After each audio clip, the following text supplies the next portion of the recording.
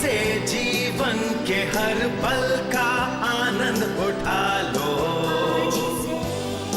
आज ही से मन की एक नई शांति पालो। समय आ गया बदलने का, समय आ गया कुछ करने का, अब उठा लो आनंद प्रतिदिन के जीवन का। आनंद लो प्रतिदिन के जीवन का में आपका स्वागत है। मैं बहुत खुश हूँ कि आज आप कार्यक्रम देख रहे हैं, क्योंकि मैं विश्वास करती हूँ कि आज हम आपके साथ कुछ बांटेंगे जो आपके जीवन को सकारात्मक रूप में प्रभावित करेगा। जानते हैं, विश्वास बहुत ही महत्वपूर्ण है, क्योंकि बाइबल कहती है कि हम उसके बिना परमेश्वर को प्रसन्न नहीं कर सकते हैं। आज हमारे साथ फिर से ऑक्सफोर्ड फॉल्स ऑस्ट्रेलिया के एक अद्भुत कलीसिया के पास्टर हैं, पास्टर फिल प्रिंगल। आप कलीसिया को अपनी पहली प्राथमिकता दे दें तो आपका सपना आधा पूरा हो गया। यह तो आपके आधे दिन की शुरुआत हो चुकी है। Pastor Phil Pringle Sydney Australia के पास क्रिश्चियन सिटीज चर्च में संपादक एवं वरिष्ठ पास्टर है। उनका प्रभावशाली प्रचार करने का ढंग ने उन्हें अंतर्राष्ट्रीय प्रसारक के रूप में लोकप्रिय किया है। वह एक माने हुए कलाकार और लेखक और कई बार यीशु मसीह के प्रति उनके प्रेम के दर्शन के लिए अपनी कला का सामर्थ्य उपयोग करते हैं। आज वह जॉयस के साथ विश्वास के विषय में बात करेंगे। हाय जॉयस, आपको देखकर प्रसन्नता हुई। ऑस्ट्रेलिया से यहाँ तक आने के लिए मैं आपको सराहती हूँ। ये एक लंबी यात्रा है। यहाँ आकर हमारे दर्शकों से बातें करें और विश्वास के विषय में उन्हें उत्साहित करें। ये आदर की बात है। आपने एक अद्भुत किताब लिखी है, शीर्षक है विश्वास। हाँ। वास्तव में मैंने इस किताब को पढ़ा है और ये एक बहुत ही अच्छी किताब है। विश्वास परमेश्वर के हृदय और हाथ को गतिमान करता है। एक बात जो आपने इस किताब में कही है कि प्रार्थना को उत्तर देने वाला बनना है। पूर्णतः प्रार्थना अगर नहीं है तो उसका कोई उत्तर ही नहीं रहेगा। लोग छोटी मोटी प्रार्थना करते हैं, है ना? वो बड़ी बातों के लिए प्रार्थना करने से डरते हैं। मैं सोचता हूँ कि हमें एक बड़ी सोच रखने की जरूरत है कि परमेश्वर क्या कर सकता है। परमेश्वर विशाल है क्या? परमेश्वर जो हमारे जीवन में होने देता है वह विशाल है। और मैं सोचता हूँ कि मसीह लोग बहुत ही छोटी बुद्धि और छोटी सोच रखने वाले होते हैं। मैं विश्वासियों से मिलता हूँ जिनके विषय में सोचता हूँ वे छोटी बुद्धि वाले हैं। वहाँ तो चाबी के छेद से दोनों आंखों से देख सकते हैं। ये ऐसा है कि जब हमारी छोटी सोच होती है तो जो परमेश्वर हमारे लिए कर सकता है उससे हम वंचित होते हैं। कुलिसियों में पौलुस कहता है कि कोई मनुष्य दीनता और स्वर्गदूतों की पूजा करके तुम्हें दौड़ के प्रतिफल से वंचित न करें। और जो यूनानी शब्द आया वह वास्तव में विचारों में राज्य करना है और हमारी सोच को छोटा बनाना है, भावनाओं में राज्य करना है। इसीलिए कुछ समय हम सोचते हैं कि यह छोटी सोच रखना और गरीब रहना ज्यादा पवित्र और ज्यादा ईश्वरीय है। ओ प्रभु, आपको मेरे लिए कुछ नहीं करना है, सिर्फ हम सोचते हैं कि यह उसे प्रभावित करेगा, परंतु नहीं, सिर्फ विश्वासी परमेश्वर को प्रसन्न करता है। मैं आपको ये वचन सुनाती हूँ। मैंने इस वचन को देखा, वास्तव में मैंने इसे कई बार पढ़ा है और 3-4 महीने पहले इस बात ने मेरी आंखों के बिल्कुल बीच में प्रहार किया और वास्तव में मैंने इसमें से संदेश भी दिया। पर इफिसियों 3:12 एम्प्लीफाइड बाइबल में से, जिसमें हमको उस पर विश्वास रखने से हम हिम्मत से हियाव बांध कर साहस और दृढ़ता से, अब इसे सुने, निकट आते हैं परमेश्वर के पास स्वतंत्रता और बिना भय के साथ एक अनरीक्षित पहुंच। इसका मतलब ये है कि मुझे सिंहासन के पास कीड़े के समान रेंगते हुए नहीं जाना है और सिर्फ प्रभु यदि आप सिर्फ ऐसा कर दे, मैं आपसे ज्यादा नहीं मांगना चाहता। हम हियाव के साथ सिंहासन के पास आ सकते हैं और वो अपनी सामर्थ के द्वारा कहीं अधिक काम कर सकता है जिसकी न कभी हमने आशा की होगी, अद्भुत है, मांगा होगा या अद्भुत है। ठीक, इब्रानियों में कहा गया है कि आओ हम हियाव के साथ अनुग्रह के सिंहासन के निकट आएं ताकि जरूरत के समय मदद मिल सके। ठीक। और एक समय होता है जब आपको हियाव महसूस नहीं होता है, वह है जरूरत का समय, विशेष करके जब वह पाप के विषय में हो या आपने कोई गलती की हो या इसके विषय में बातें करता है कि यह कहता है अनुग्रह के पास में आओ। इसलिए परमेश्वर कह रहा है कि सुनो, मैंने यीशु का लहू पृथ्वी पर सब पापों के लिए हर समय के लिए बहाया है ताकि तुम क्षमा किए जाओ। एक बार हमारे और परमेश्वर के बीच की रुकावट दूर की गई है तो हम परमेश्वर की उपस्थिति में स्वतंत्रता के साथ और हियाव के साथ आ सकते हैं और परमेश्वर से बड़ी बातें मांग सकते हैं और अपनी सोच में सीमित न रहें। इजरायली लगातार परमेश्वर को सीमित करते रहें। वह उनको मिस्र में से निकालना चाहता था, जिसका अर्थ है सकरा स्थान। इब्रानी शब्द मत्सोर जो कि मिस्र है, उसका वास्तविक अर्थ है छोटा स्थान, सकरा स्थान।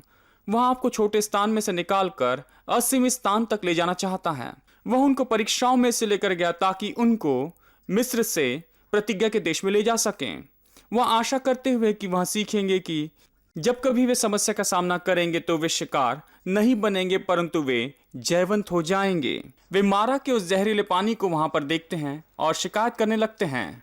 अब शिकायत करना तो बीमार लोगों की भाषा है, क्योंकि लोग कहते हैं कि मेरी परिस्थितियों के ऊपर मैं नियंत्रण नहीं कर सकता हूं, आसमान तो मुझ पर गिर पड़ता है। यदि हम सच में शिकायत करना छोड़कर परमेश्वर का धन्यवाद करें, उसकी उपस्थिति में प्रवेश करें और उस विश्वास की आत्मा में जो हमारे अंदर उसे जगाएं, यह कहते हुए कि हम इसमें से जा सकते हैं। ऐसा क्यों होता है फिल कि हम बहुत डरे होते हैं, जो उनको महसूस कराता है कि ये गलत है कि परमेश्वर से अधिक मांगे या कुछ बहुत बड़ा मांगे? क्या आप ये नहीं सोचते कि हमारे प्रार्थना के जीवन में इस सारे भय को हम अनुभव करते हैं?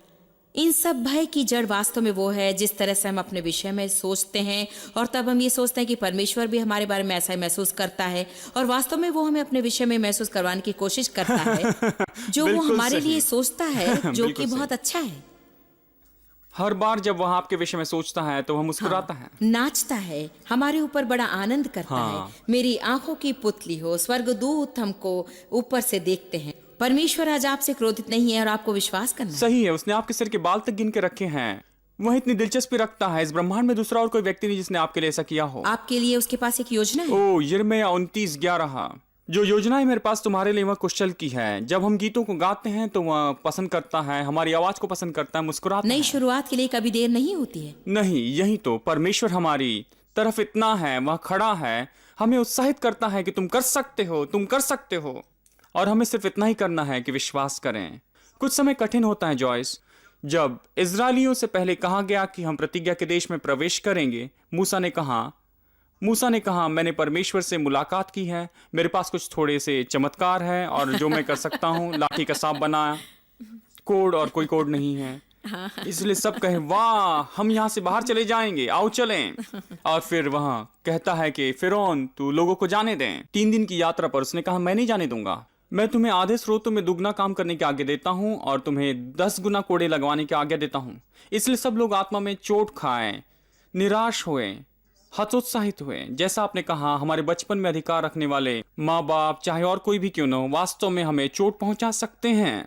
सो लोगों को कई बार आत्मा में चंगाई की जरूरत होती है, सिर्फ विश्वास करने के लिए।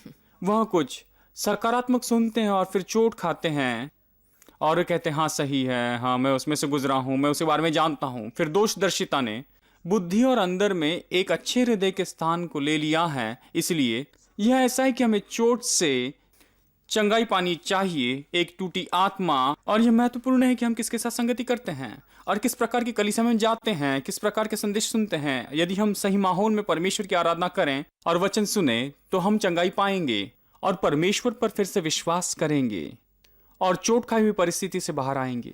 एक सबसे बड़ी समस्या का सामना जो आज हमारे दर्शक कर रहे हैं वो है प्रार्थना की कमी। वो प्रार्थना नहीं कर रहे, इसलिए कुछ प्राप्त नहीं कर रहे, और अगर करते भी हैं तो डर में प्रार्थना करते हैं, ना कि विश्वास में। लोगों को परमेश्वर से बड़ी बातें मांगना आरंभ करना चाहिए। हाँ, मैं सोचता हूँ कि तिरस्कार और देरी, और कुछ लोग तो देरी को ही अस्वीकृति समझ लेते हैं। सही कहा। और स्वाभाविक रूप पर जब हम बैंक में लोन लेने जाते हैं और हमें मना कर देते हैं तो लोग आशा छोड़ देते हैं ठीक। और कहते हैं हाँ हाँ।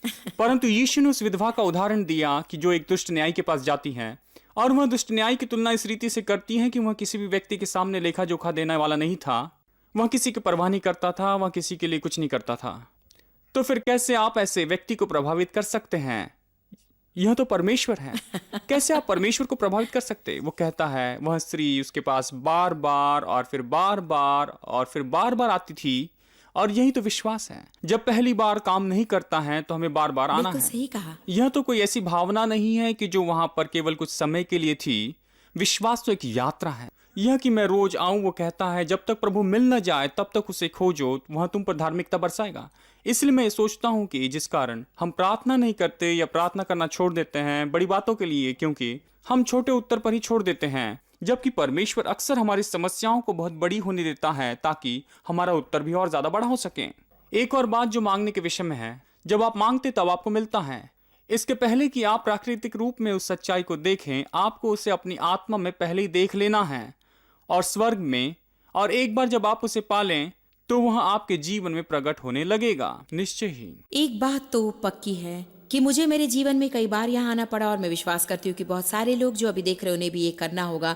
आप अपने जीवन में एक ऐसे स्थान पर पहुँचते हैं जहाँ आप सिर्फ अपनी आंखें बंद कर लेते हैं और नकारात्मक बातों को छोड़ दें। आपको अपने कानों में उंगली डालना है और सारी नकारात्मक बातें सुनना छोड़ देना है और आपको सिर्फ देखना है कि आपके हृदय में क्या है। और आपके हृदय में बड़ी बातें हैं। बड़ी बातें आपके हृदय में। जब मैं छोटी बच्ची थी, मैं गलत परिस्थितियों में बड़ी हुई। मुझे याद है मैं बिस्तर पर लेटी रहती और मुझ में ये अनुभूति रहती।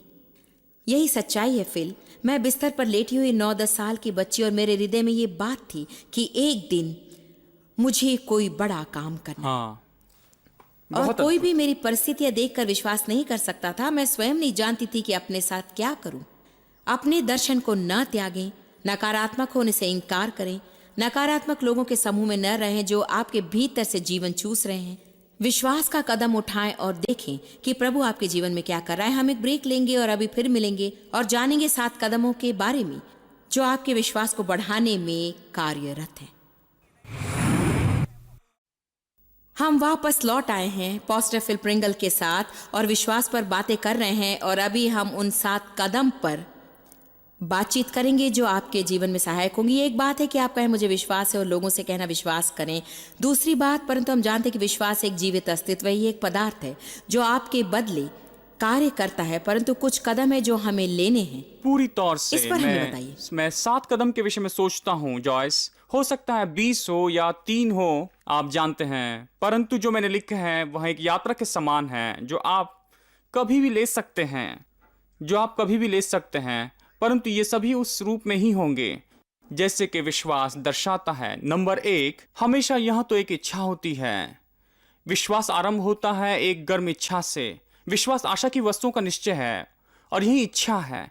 भजन 37:3, यहोवा को अपने सुख का मूल जानता हूं, तेरे सारे मनोरथ तो मैं विश्वास करूं उस बात के लिए जिसे मैं नहीं चाहती, कम से कम बिना किसी जोश के। विश्वास नहीं आएगा। ठीक। यदि आप नहीं जानते वैसा नहीं होगा। कभी कभी लोग नहीं जानते कि उन्हें क्या चाहिए। सही। कभी कभी वे घबराते हैं क्योंकि उन्होंने क्या मांगा। कुछ लोग मांगने से भी डरते हैं। बिल्कुल सही। और कभी मसीह समाज में भी ऐसा होता है। क्या परमेश्वर चाहता है कि यह मेरे पास में हो? ठीक। ये ऐसा है मानो लोग तो घबराते हैं कि यहाँ पीला हो या फिर नीला हो।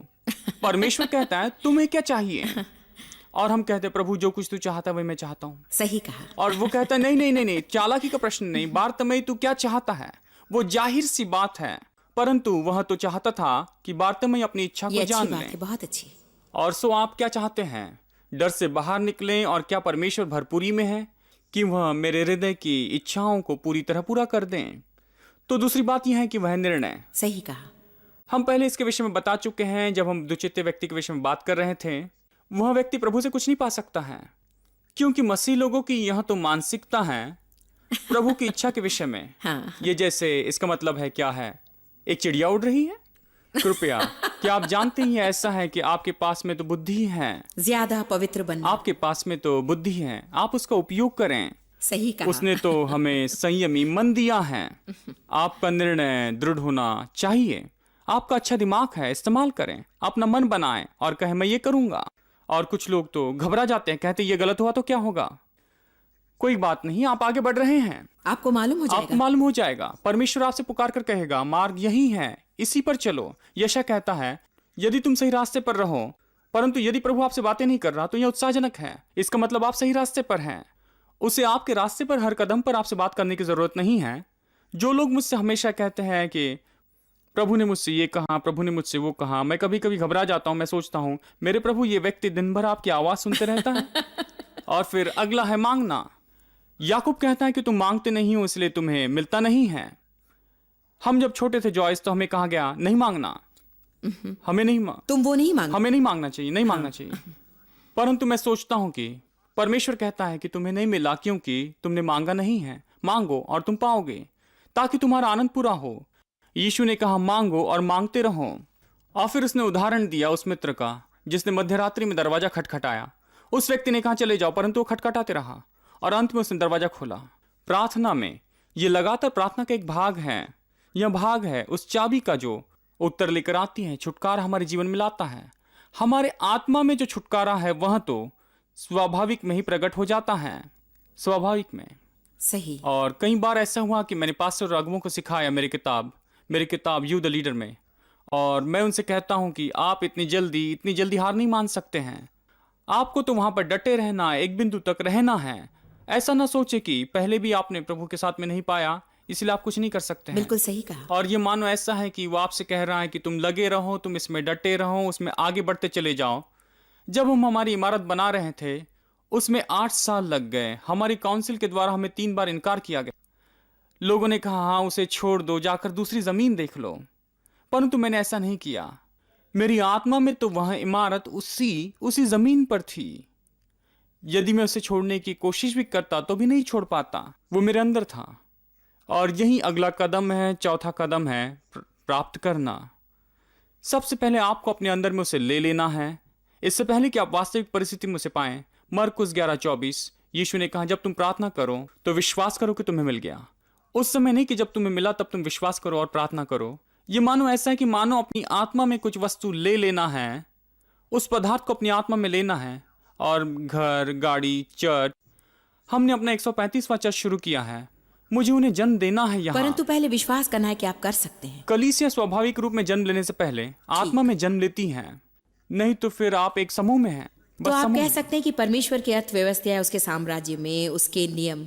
मैं पुष्टि करना चाहती हूँ कि लोग ये समझें, क्योंकि हमारे यहाँ लोगों को देखा जाता है उनके अलग अलग स्तर पर, उनके अलग अलग स्थानों में, और कुछ नहीं जानते कि हम क्या कह रहे हैं। देखिए, स्वाभाविक रूप में या और हम मनुष्य होने के नाते आदि हो गए हैं कि यदि हम स्वाभाविकतः देखें तो विश्वास करेंगे। वास्तव में मिसौरी, जहां से मैं हूं, एक दिखावे का राज्य है। दूसरे शब्दों में, तुम मुझे बताओ और मैं विश्वास करूंगी। परंतु परमेश्वर का राज्य आत्मिक नियमों पर आधारित है।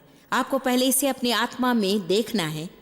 इससे पहले कि आप देखें, हाँ। आपको विश्वास करना है। निश्चय ही। इसीलिए आपको एक सचमुच पूर्ण रूप से अलग जीवन जीना सीखना है, जो शायद आपको ऊपर नीचे महसूस हो।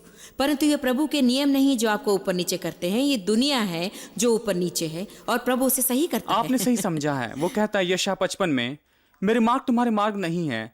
जैसे आकाश पृथ्वी से ऊंचा है वैसे ही मेरे विचार भी। और सच में संसार कहता है कि तुम्हें पाने के लिए पाना है, परंतु राज्य कहता है कि तुम्हें देना है पाने के लिए। संसार कहता है उसे देखो और फिर विश्वास करो। प्रभु राज कहता है विश्वास करो तो तुम उसे देखोगे। यह सब कुछ बिल्कुल ऐसा ही है कि अपना प्राण दे दो तो तुम उसे बचाओगे। हाँ, जो पहले पिछले होंगे, जो वो पिछले सब पहले। कुछ है। इसलिए समझिए कि राज्य तो काम करता है, और संसार के परिणाम तो कुछ ही दिनों के हैं, परंतु राज्य का अनंत परिणाम है। सो उन बातों को सीखना जो शरीर में वास्तविक नहीं है। हम विश्वास करने के पहले उसे देखना चाहते हैं, परंतु उस पर विश्वास करना कि हमारे पास है। वो आशा करना है या प्रार्थना करना या नाटक करना ही नहीं है, वो जानना है। तो आप मांगे और अगला कदम है प्राप्त करना। हाँ। आप जानते हैं कि प्राप्त शब्द का अर्थ है विश्वास करना, और विश्वास करना है प्राप्त करना। सो आप बात कर रहे थे इन 7 विश्वास के कदमों के बारे में, और आपने कहा हमारी इच्छा है, हम निर्णय लेते हैं, हम विश्वास से मांगते हैं और हम प्राप्त करते हैं। यही आपका चौथा बिंदु है, और यही हम बातें कर रहे हैं अभी। जब आपने अपने हृदय में विश्वास किया कि आपके पास है, आप उसे नहीं देख रहे हैं फिर भी, और धीरे धीरे जब आप विश्वास करेंगे, परमेश्वर उसे आपकी परिस्थितियों में प्रकट करना आरंभ करेगा। तब आप कहेंगे कि आपको कहना है, इसका इस बात से क्या संबंध? हमारे शब्दों की सामर्थ्य तो अविश्वसनीय है। हमारे पास 2 रास्ते हैं, उत्पादन करने के या निर्माण करने के। उसमें से एक है जैविक और दूसरा शाब्दिक। हमारे मुंह के वचनों से आदि में परमेश्वर ने कहा उजियाला हो। वो किससे बात कर रहा था? वहां पर कोई नहीं था। और यह हमें बताता है कि भाषा की प्राथमिकता बातें करना नहीं, परंतु निर्माण करना है। निर्माण करना है। कितनी अच्छी बात है। इसलिए हमारे वचनों का पहला इस्तेमाल हमारे संसार का निर्माण है। हमारा संसार बहुत कुछ हमारे शब्दों से ही है। हमने अपने चारों ओर अपने ही शब्दों से एक संसार बनाया रखा है। यदि हम अपने जीवन का आनंद नहीं उठा पाते हैं तो शायद यही शुरुआत है कि हम अपना बातचीत का ढंग बदल दें। और उसका दूसरा भाग है जॉयस। तुम्हारे पास यह तो बहुत ही अच्छी किताब है, उल्लेखनीय किताब है, the secret power of speaking God's word. वचनों को बोलने की सामर्थ्य तो बहुत अद्भुत है, क्योंकि बाइबल कहती है कि विश्वास परमेश्वर के वचन के सुनने से आता है, ये चमत्कार से नहीं, ये ऐसे नहीं आता है। सही, ऐसा नहीं और होता है। इजरायलियों ने देखी, उन्होंने हजारों चमत्कार देखे परंतु विश्वास नहीं किया। और चेलों ने बहुत चमत्कार देखे परंतु विश्वास नहीं किया। इसलिए विश्वास परमेश्वर के वचन की प्रतिज्ञा सुनने से आता है। डरो मत, क्योंकि मैं तुम्हारे साथ हूं। यह मेरे लिए रेमा है। जब भी मैं ऐसी परिस्थिति में होता हूं जो खराब होती है, मैं कहता हूं कि डर मत, मैं तुम्हारे साथ हूं। परमेश्वर कहता है, पैसों के संबंध में बात हो या फिर डर मत, मैं तुम्हारे साथ हूं। एक बार जब मैं ऐसे बोलता हूं तो मुझ में विश्वास बढ़ता है और तब मैं पूर्ति का एक चित्र देखता हूं जो हमारे अगले स्तर पर ले जाता है। वह तो देखना है, यह मानो उससे ले लेना है। यह एक स्वप्न के समान है। पूरी बाइबल में परमेश्वर ने हर व्यक्ति की जीवन यात्रा एक स्वप्न से आरंभ की। उनके मन में एक स्वप्न, यूसुफ, उसने अपने आप को देखा कि भविष्य में वह एक अगवा है। दानियल ने देखा कि वहां देख सकता है, एक जहां वो गर्भवती देख स्त्री भी सकता अपने आप को बच्चे के साथ देखती है। है। निश्चय ही वे कुछ तैयारियां शुरू कर देती है, चाहे वो प्राकृतिक रूप में ना हो। ये एक बीज के समान आपके अंदर है और आप इसे देखने लगती हैं। हाँ, बिल्कुल सही है, ऐसा ही। और मैं सोचता हूं कि यह हमारे जीवन में 3 स्क्रीन है। पहली स्क्रीन शैतान की है जो हमारे जीवन के बारे में हाँ और सब कुछ बताते हैं। सब कुछ बुरा हो रहा है। आप देखते हैं आपके बच्चे रास्ते से भटक रहे हैं, आप एक गरीब घर में रहते हैं, सब कुछ बुरा हो रहा है। आज आपकी परिस्थितियां शायद ऐसी हो और उससे आप अपने मन में डालकर ये कहें, ठीक है मेरे लिए जीवन ऐसा ही है, परंतु आप अपने विचारों को बदल सकते हैं। बिल्कुल सही। हम हमारे दिमाग पर राज्य कर सकते हैं। कुछ लोगों के लिए सदमा है। आप कहेंगे नहीं, मेरा मन आपे से बाहर है, वह अपनी मनमर्जी करता है। नहीं नहीं, इस पर आप राज करेंगे। यह हमारा मन आज्ञाकारी है। परंतु वहां एक और तस्वीर है जो हमारे विषय में है। हम नायक हैं, हम सर्वश्रेष्ठ हैं, हम बंधकों को छुड़ाते हैं या सफेद घोड़े पर सवार हैं। हम तो वहां पर सफेद घोड़े पर सवार हैं। हम तो रैम्बो है, जो कुछ हम भी हो। सभी में एक छोटा सा नायक रहता है ना। परंतु अब एक और पर्दा है जिसमें परमेश्वर का सपना है और हमेशा तो यही सपना हमें भी देखना चाहिए। यह अंडे के सेने के समान है। परमेश्वर का घर, मैं विश्वास करता हूं यहीं पर तो सपने पूरे होते हैं। हर बार जब हम आराधना करते हैं, हम प्रार्थना करते हैं, जब कभी हम वचन पर मनन करते हैं, हम स्वप्न को परमेश्वर की प्रतिज्ञा से जोड़ देते हैं और हम हमारे जीवन में बहुत आगे देखते हैं। और आप देखिए, कल्पना में तो निर्माण शक्ति है, इसमें कोई संदेह नहीं। एक मुर्गी जिसका दिमाग मटर के दाने के समान है या उंगली के समान है, वह अंडे पर बैठती है और जानती है कि 21 दिन के बाद में बच्चे निकलेंगे। हमें भी अपने सपनों की प्रतीक्षा करनी है। जब एक पक्षी जिसका दिमाग मटर के दाने के बराबर है इस बात को जानता है, तो हमें भी अपने सपनों की प्रतीक्षा करनी है कि वे फिर पूरे ये हो जाएं। स्वाभाविक है कि आपको हमारे प्रोग्राम में 2 दिन तक सुनने के बाद जीवन में परिवर्तन न हो। यदि हम सचमुच में इच्छुक हैं कि परमेश्वर के नियमानुसार कार्य करें ताकि जीवन में परिवर्तन आए, आपका मन परमेश्वर के वचन के अनुसार नया होना चाहिए। आपको भिन्न रूप से सोचना है, आपको आगे बढ़ना है और आक्रामक प्रार्थना करनी चाहिए और आपको निर्णय लेना चाहिए। किसी बात में डरे नहीं, अपने डर का हियाव से सामना करें, चाहे कुछ भी हो करें। हम दे रहे हैं 2 पुस्तकें जो सचमुच मैं नहीं जानती, बिना उसके आप कैसे करेंगे। और प्रभु के वचनों को हृदय की गहराई से बोलें। और इस प्रकार आप वही करते हैं जो परमेश्वर ने सृष्टि की रचना के समय किया था और कहा उजियाला है। यदि आप परमेश्वर के वचनों का अंगीकार करेंगे, बजाय इसके कि आप क्या महसूस करते हैं, क्या सोचते हैं, आपकी परिस्थितियां कैसी हैं, यदि आप परमेश्वर के वचन का अंगीकार करेंगे तो आप परमेश्वर चमत्कार करने की सामर्थ्य का अनुभव करेंगे अपने जीवन में। फिर हम धन्यवाद देते कि आप आए। हम आशा करते हैं कि आप दोबारा यहाँ आएंगे। धन्यवाद हमारे साथ आने के लिए। ये सारी जानकारी लें और कल हम आपसे फिर मिलेंगे। प्रभु आशीष दे।